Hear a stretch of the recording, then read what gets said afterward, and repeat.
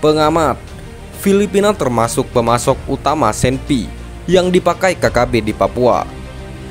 Melansir dari kompas.com, pengamat kepolisian dari Universitas Bhayangkara, Jakarta, Hermawan Sulistyo, mengatakan Filipina adalah salah satu pemasok utama senjata api yang digunakan oleh KKB di Papua.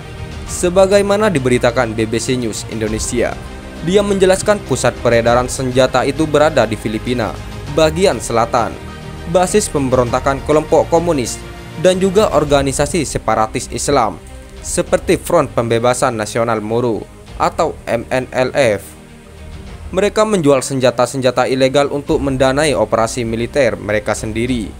Kan biayanya besar, walau sebenarnya amunisi itu tidak dikenal ideologi, agama dan kebangsaan, kenalnya hanya duit, kata Hermawan.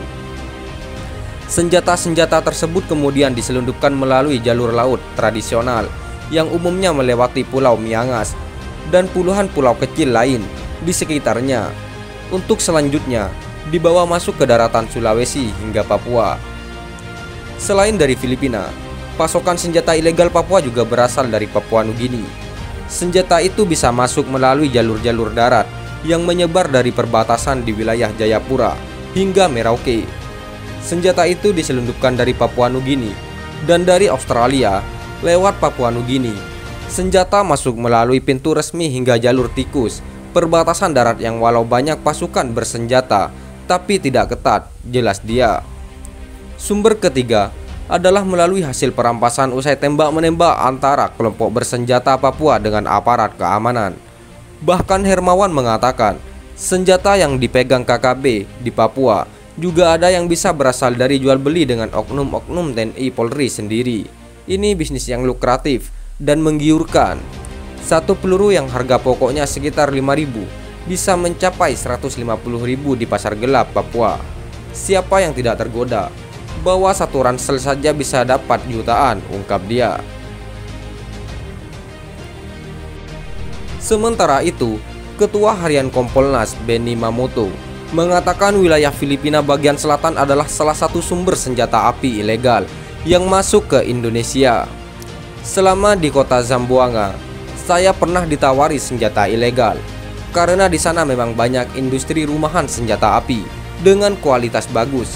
Bahkan salah satu teroris Para Wijayanto pernah belajar membuat senjata di sana, ujar dia. Benny yang pernah masuk dalam tim pembebasan sandera di Filipina Selatan pada 2005 menyebut rute penyelundupan senjata dari Filipina ke wilayah Indonesia bagian timur, di antaranya dari Tawau ke Nunukan, lalu dari General Santos ke Talaut, kemudian Maluku Utara dan tiba di Papua. Senjata dari Filipina Selatan ini digunakan oleh kelompok JI atau Jemaah Islamiyah dan kelompok lain, termasuk di daerah konflik seperti Maluku. Waktu itu, terang dia. Benny pun menyampaikan hasil pemeriksaan Anton Gobay akan mengungkap rute penyelundupan senjata api ilegal dari Filipina dari Indonesia yang ditempuh. Ini akan terungkap juga hubungan Anton Gobay dengan kelompok-kelompok bersenjata di Papua, kata dia. Seperti diketahui, Anton Gobay yang merupakan pilot WNI belum lama ini ditangkap oleh kepolisian Filipina terkait kasus penyelundupan senpi ilegal. Jejak-jejak senjata ilegal dari Filipina di Indonesia.